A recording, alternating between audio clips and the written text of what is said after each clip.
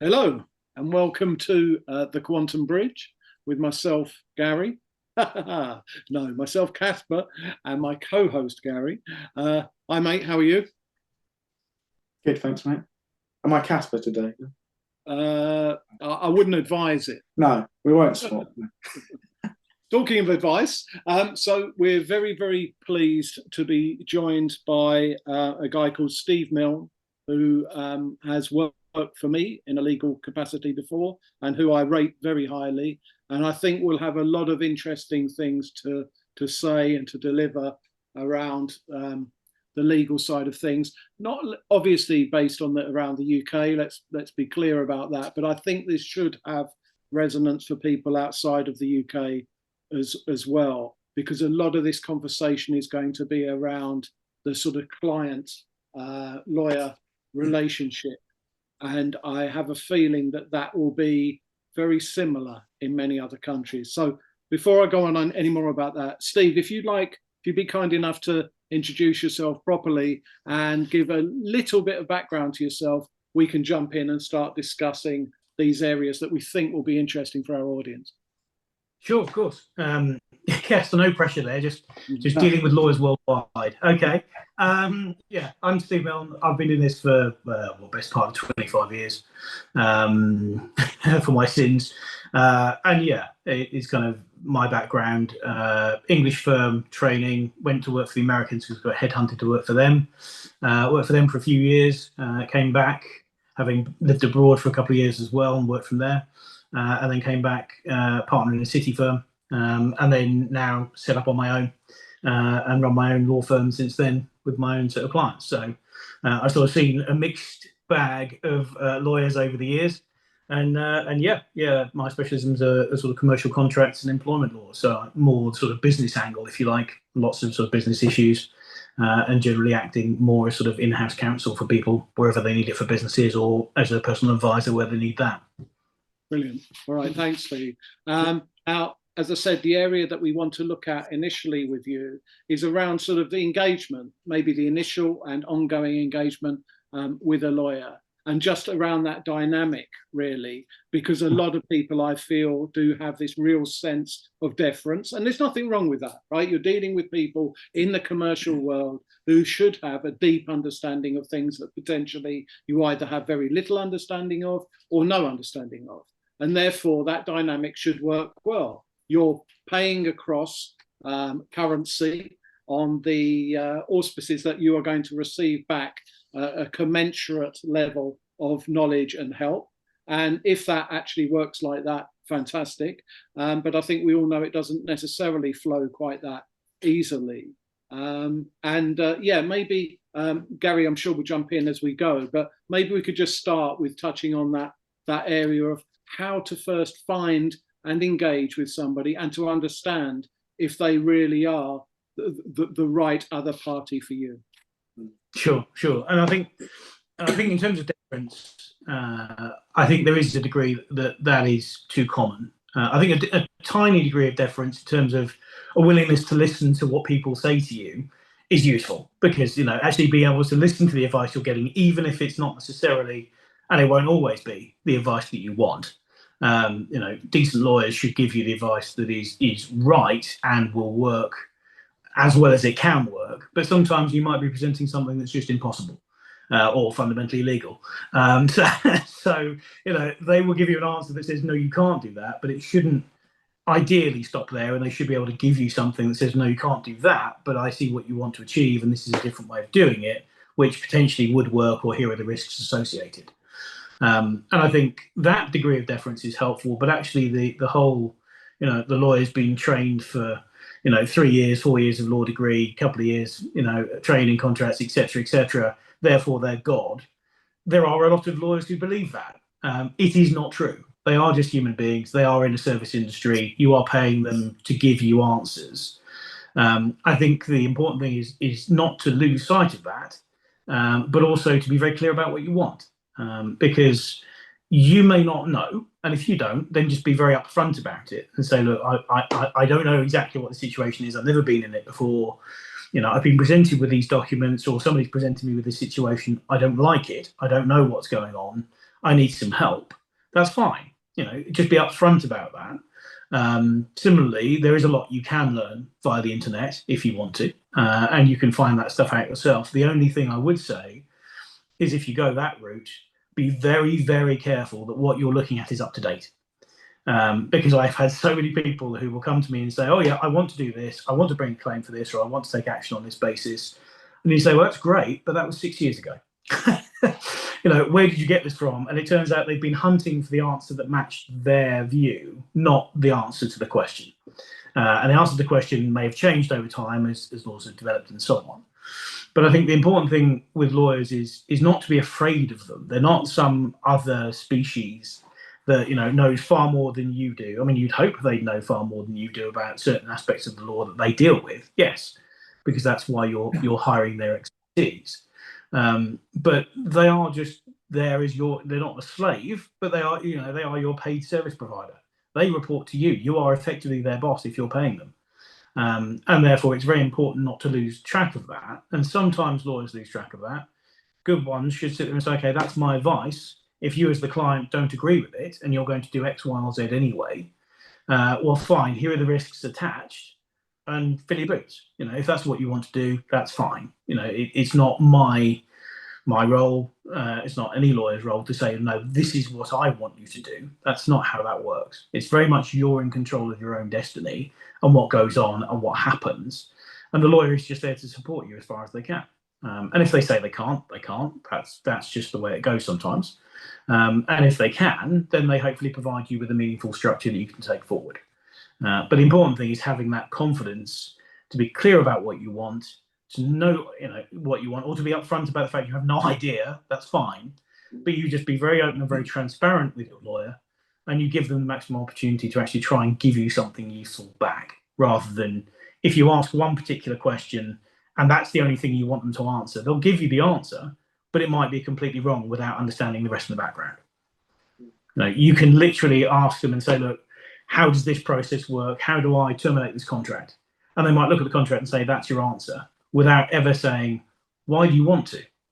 And if actually you want to terminate the contract because you've had a falling out with them and there's a bigger problem, then fine, you've probably got the right answer. If the answer is actually, well, I'm not happy with their pricing, or I'm not happy with something else, and the answer would therefore be, if you can change that, would you stay in this contract? And if the answer to that is yes, you don't want to terminate this contract at all. What you want to do is have that in your back pocket as the potential means of leverage to get what you want. And that's a very different answer, depending on what goes on. But if you're not open with the lawyer about that, and if they don't ask the question, it's kind of like a computer. If you put nonsense information in, you'll get nonsense information out. It isn't necessarily going to be what will be useful for you as a business or as an individual. So it's just about having the confidence to actually deal with them like they're, just a normal human being who happens to be good at this particular subject, basically. You can apply that to many things, can't we, really, when we look at doctors or other professionals in that sense. A lot of people do seem to think, okay, the guy in a white coat knows best or whatever. And it's, I always see it just as advice, and then I have to then discern something for myself from that professional advice, if you like. Does it sound okay to me? And yes, that's how I always look at it. Don't just blindly give everything away to, you still should have some common sense yourself to be able to, you might not understand the finer details, but it does come back to just your own gut instinct things. Yes. Also, I just think from that customer service background that I have, I thought it was interesting before we come on camera, the way that you saw yourself, is it was just a job like anything else. My background was mostly in retail, and of course someone would say, well, that's lower than this other guy or whatever guy, but it's all just like you say, a service-based industry, really. Yeah, it was very. I'm basically a glorified waiter. Yeah. I bring you what you need. That's basically all it is. Yeah, I've been trained in this, but does that make me any more effective than the waiter? Well, the waiter brings your food; they're probably more essential than I am. It's kind of, that's the difference. Is I'm just there to help you get where you need to go if I can, and that's it. There's nothing more pretentious about it than that, or more important than that. You know, it can be something that can save you lots of money. It can win you lots of money. It can do lots of things which people value. I mean, that's why lawyers are generally seen as fairly expensive. I always like to say that I'm not expensive. I'm extremely good value. But that doesn't mean that you're not, it's not a reasonably high rate compared with what other people, pay or have to pay out to get what they need. So, but you're no more or less of a service industry professional than somebody who's a mechanic or a waiter or anything else. You're just there to service what the client needs you to do. And if you ignore that and just decide, well, these are the answers I'm going to give, and this is my attitude to it, and you are just coming to worship at my altar, well, bin those people. They're awful. It's my own stance Steve, of that. Yeah. that's a perfect segue into what I was going to say about the sort of beginnings of a journey. If you haven't two things actually. So firstly, the thing I'd actually like to talk about is about the discernment around actually finding the right lawyer or person for you as per any given instance at any given time. And the other thing is about you can get rid of people. In the same way they may no longer want you as a client, which is fine too. Absolutely fine. If you find that actually you're not getting what you want, or the relationship is crumbling with your legal representation for some part, you don't have to stay and mire yourself in it and keep paying and whatever. This is usually, unless there's a contractual reason why you can't, you can say, well, look, I'm going to find somebody else. So I don't mean to take it to that nth degree immediately. I'm more interested in the discernment about finding the right person. So maybe we start there. If you were looking for a lawyer in any given area, are there certain things that people should really consider up front and certain things that they absolutely shouldn't be doing at the beginning? Yeah, and the first one is always talk to the people you know and trust. Because it's a little bit like opinions. Most people have come across a lawyer. It's one of those things. Whether they know somebody directly or they know a friend of a friend of a friend who's dealt with this and talked about it down the pub, whatever it is. I mean, I'd say pretty much all my clients come from people who've just said, okay, actually, yes, you should talk to Steve, because they've been talking about an issue or complaining about something and saying, actually, yeah, have a chat with him. You never know. And that's always the most reliable source of actually being able to find someone you can have a relationship with, because you're coming at it from the point of view of you talk to somebody who you trust and whose judgment you value.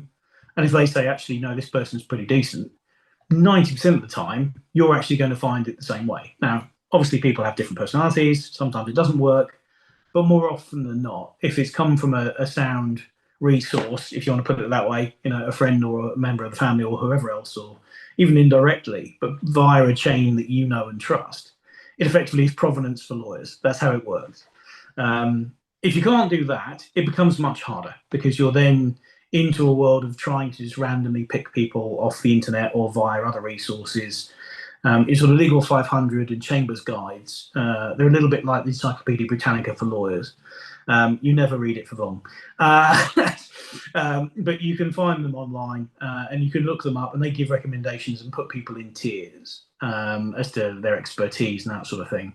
The only difficulty with that is it doesn't tend to give you a clear idea of what it will cost. So if you go that route, you're unlikely to go wrong if you look at the tiers and say, okay, if I've got all the money to spend in the world, top tier people are brilliant. But you may find that somebody's just as good in tier 3. And it's just a question of sort of finding out what you can find out about them via their websites, and the general feel from the internet you can pick up quite easily. And then it's a case of actually, when you first get in touch with them, you get straight into the who am I actually going to be dealing with? Because particularly at a bigger law firm, they'll just say, okay, right, come and meet the main partner. The main partner may be brilliant. You think the main partner is absolutely lovely, great personality, get on really well, and you never see that person again.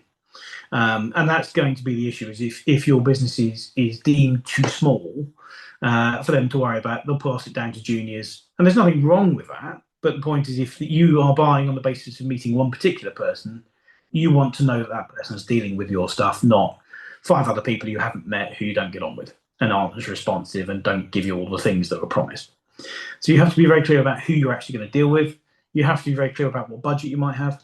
And it's worth, if you're actually just effectively cold calling these people, which, they're perfectly happy to receive cold calls, so am I.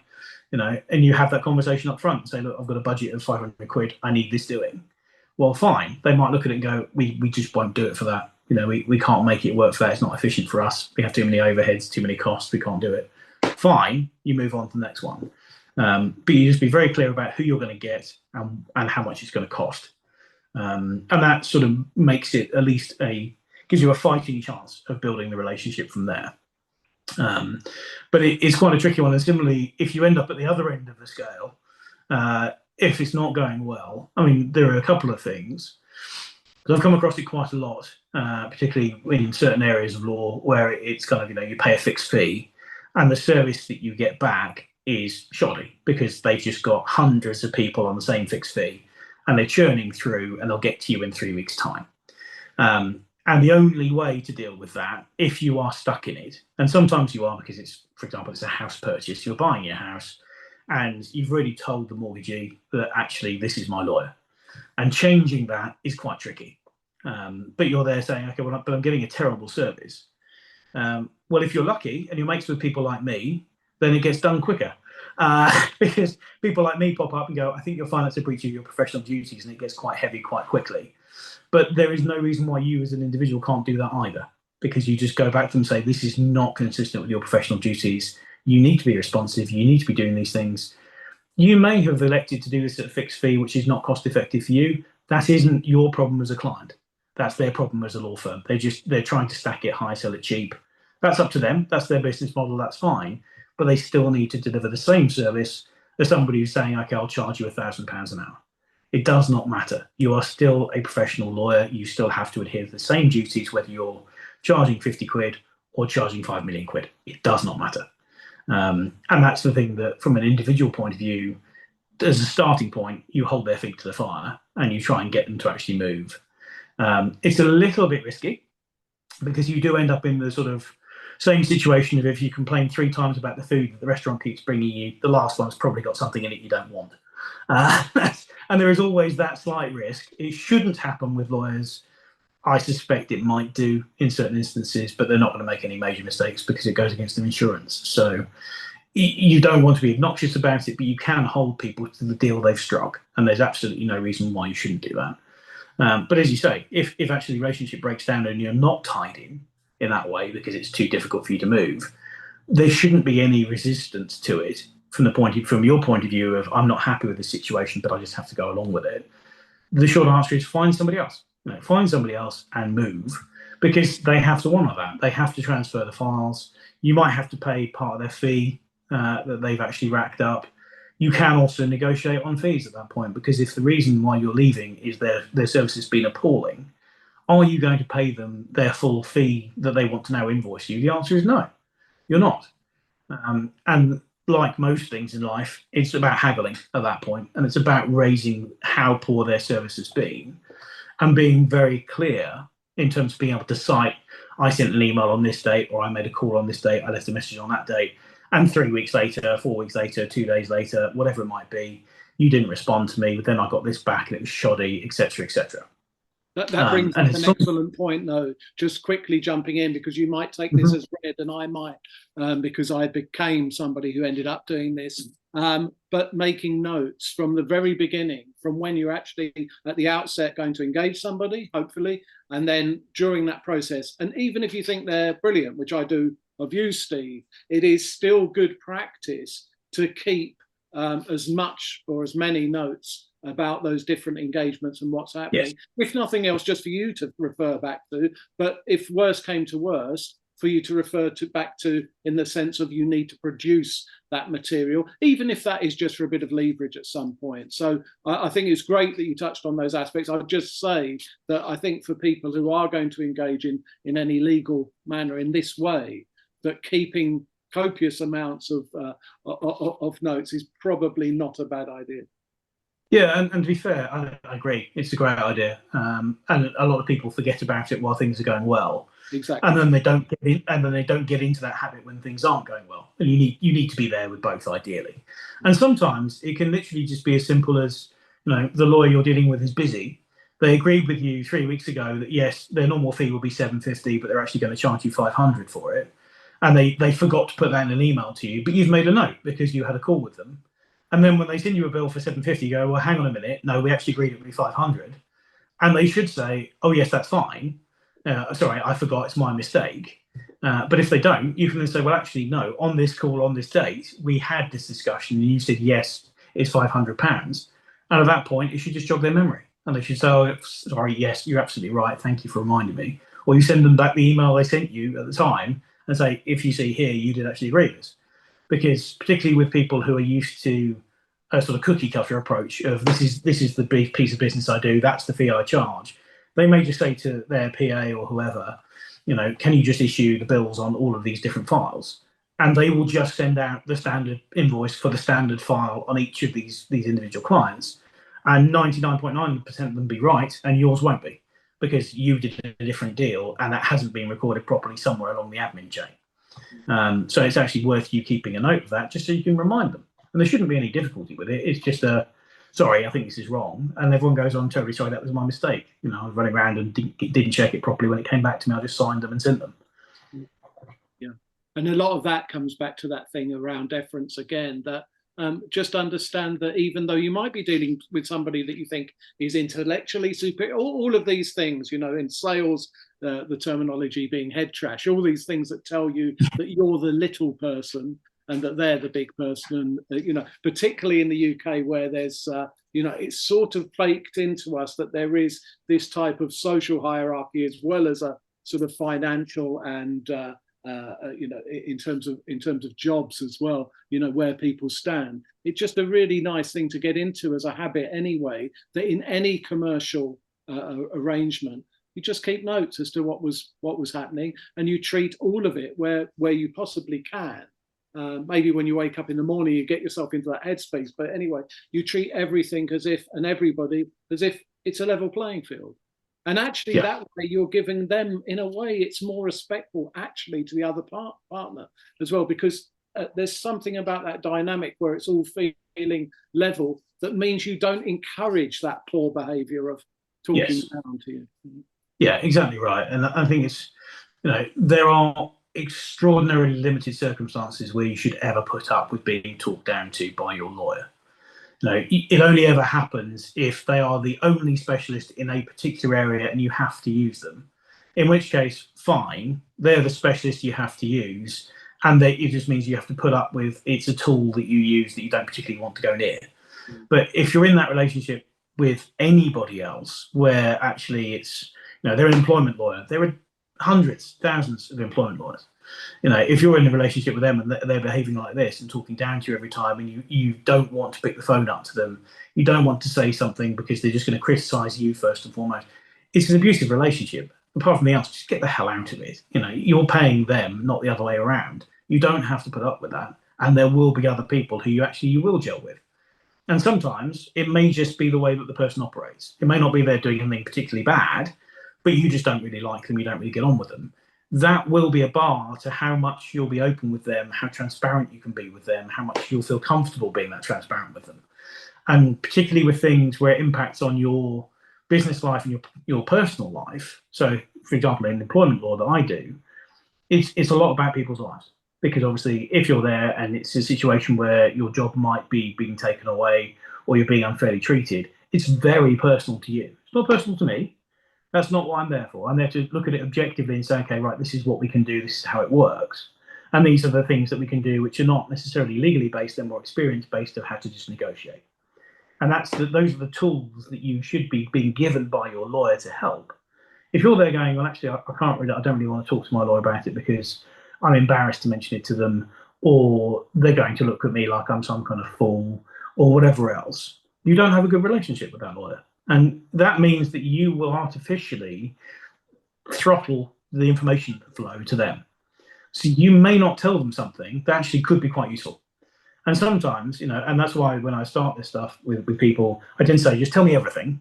And then I'll sift through that to work out what we actually need to know for what you want to do going forward. Whether it's getting to know somebody's business or whether it's getting to know their personal situation they're in, they need help with. And that way, more information is always better because you might get all sorts of stuff you don't need to know about. But you can just ignore that. And the whole point of my job and a lawyer's job is to sift that for the little gems that might be hidden in there that will actually help and produce leverage or negotiation, or actually understand where we need to go and what we need to do properly. And if you don't trust your lawyer and you don't have a relationship where you can be open with them, you're never going to get that, because you'll end up throttling back on what you share with them. And that means you might give them 70% of the picture when they actually need 100% of the picture. So if you're in that situation, the short answer is try and find somebody else as soon as you can. It's a great point, Steve, because again, for me, this has such crossover into financial advisors, accountants, all of these professions which we find ourselves engaging with as we navigate through life. This concept, and particularly with lawyers, I must say, this having someone like yourself actually saying this back and playing this back, because you don't get it much from your side, as you're probably well aware. So playing it back to be told, look, you are the one who is empowered here. You have come, usually, pretty much always, you've come to me, and you can equally either move away or try to reform the relationship. If at the beginning you have been told this person is really good and they have got a lot of knowledge, and you're starting to feel that, but you're feeling that the dynamic, even if it's a clash of personalities, isn't working out, you can still, you can play that. You can say, well, actually, on the balance here, I think I can put up with that because I am getting this wonderful service and knowledge base. Or actually, no, that is overpowering this relationship. As I said, could go for lawyers, for accountant, whatever it might be. I feel belittled, or I just don't have that ability to be open. I would just say at the beginning, cut it, pull the trigger as fast as you can, because actually, in the end, it's only going to become more and more difficult for everyone involved, and is probably going to end up in some sort of shenanigans around money ultimately as well. And in these times when you're going to a lawyer, particularly, the last thing you need is to add another set of complications and emotional baggage to an issue that's already been powerful enough to you to get in, particularly with other types of law, actually, but and with commercial law. You're usually going in with a commercial issue that has become an emotive issue too. Yeah, and they certainly can do. I mean, particularly, and it varies by the type of law. But yeah, you have the sort of negative side of my business, if you like, which is where people come to you and they say, I've got a problem. And the problem's already been there for a little while normally. And therefore, people already have got the emotional engagement with it. There's a stress level attached to it. The last thing they need is somebody then making it worse, because they're actually adding an extra layer of stress, because actually, in order to be able to try and fix what's stressful, I'm having to add to the stress of that, of dealing with somebody I don't like and I don't get on with and I can't actually, properly relate to and have a discussion with. It just makes the situation worse. And you can have the same thing with positive situations. I just want a brilliant new piece of business. I need to have a contract to sort that out and to make it work properly, and these are the things I need to have covered. That should be a positive and a high. It shouldn't then be damaged by somebody going, oh yeah, but you're an idiot because you didn't do X, Y, and Z. And that's you don't need that. And I'm not saying that your lawyer should be a yes man. That's the worst thing you can have. And I've come across a lot of those where it's kind of, no, I didn't even question what my client asked. I'm just going to regurgitate back at you what my client said. That's just stupid, because there's nobody actually providing any constructive advice anywhere in that chain. And all you're there is confronted with is somebody saying, well, this is what my client said. And said, but yes, but that's not the law. You're trying to say this is their position, but that's not a legal position they can take. And the lawyer says, well, that's what my client's saying. And sometimes that can be a negotiating tactic, and that's fine. And other times you get the impression that the person dealing with it is just a postbox. And having a postbox lawyer is of no use to you whatsoever. You may as well do it yourself. What you want is somebody who'll give you some guidance. Even if you then say, I get it, but I don't care, I want you to do this instead, that's fine. They should put their ego to one side and say, okay, I've advised you this is the wrong thing to do in my opinion, but you want to do it, that's fine. You're the boss, and you are the boss. And that's the thing to bear in mind. You are the boss. So if you want to go against the advice and you want your lawyer to go off and say something to the other side, that's fine. I mean, be fully prepared for the fact the lawyer will probably walk in and say, right, my client has told me to say. So he can sit there going, I'm not the one that's wrong about this. I know what you're going to tell me, but this is what we're doing. And that's fine. But the whole point is you are the boss, and that's the way it needs to be. You don't have to stamp all over them like any good boss. You don't have to assert your authority every 5 seconds. You shouldn't ever need to. But it is worth bearing in mind you are the boss of the relationship, and that's how it's supposed to work. Brilliant. Just to say, because we haven't got a huge amount of time yet, Gary, is there anything, because I've got a relationship going back a while with Steve. I enjoy listening to him speak, and there are certain areas that I have historically had, interactions with Steve, so I can't help but veer into those. On a broader aspect, are there any other things you're picking up here? I know that we'd like to go into the whole thing of common law because it's a big area at the moment. There's plenty of verticals we could delve into with Steve, and I think he's an excellent resource for us and for our audience. But just for now, is there anything, while we've got a couple of minutes left, that you particularly wanted to touch on or has piqued your interest? Well, I think it was just something that Steve mentioned before we recorded, and considering we have probably like half our audience is actually in America, just some of those differences that you mentioned between the styles and what they've maybe brought to the UK and what you experienced over there. I think that would be nice for our audience. Yeah. Yes, of course. Yeah, and when I worked for the US, it was for a US firm coming to London. And there was a sort of huge change because this was back in the day when they were literally just coming to London and paying people more, and that was fun. So that was great. But they came at it from a very much the sort of always-on lawyer resource for your client. So very much sort of 24 hours a day, 7 days a week. We're your lawyers. You just call us whenever, which is mildly insane and quite hard work for the lawyers. But it carried the right customer service sentiment with it, which you didn't have from the more traditional law firms here who've grown up from the mid 19th century, and they haven't really changed that much since then. They've had to put computers in and other things they don't really approve of, but that's as far as they've moved with the times, and they like their old partnership models, and they like the fact that you get to the top of the tree and you just sort of sit there and keep an eye on things. And that's a very old-fashioned way of doing things that most firms have now moved away from, for very good reasons, because it wasn't really client-centric. And I think most law firms are much more conscious about that and are much more client-centric. But I think that was also because they did effectively get a bit of a rude awakening and a kick in the pants from the American firms coming over and saying, we're all about customer service. We're all about client service. That's what we do. As well as also charging you for every single second they think about your business. But that was they were expensive, but they were that because they offered this service that you could always get hold of them, that you can always be available to advise whenever people want it and everything else. And some of that wasn't very efficient, because if you're doing work at 4 a.m, is it going to be your best work when you've been there at work since 6 the previous morning? The answer is probably not. But it was very much a focus on what does the client want, how does it work, where are their needs, when do they want it, etc., etc., etc. And it's all about the client focus, which I think has been very good for the industry generally. And there's still a few holdouts, there always will be, and there'll be people who are slower on the sort of uptake and shifting to that model. But the regulator has gone that way as well, and they're very much more about, we want to see what the client outcomes are. We don't really care what you say you're doing. It's a case of what the actual results are for the client, and looking at that sort of end of things, which is much more useful.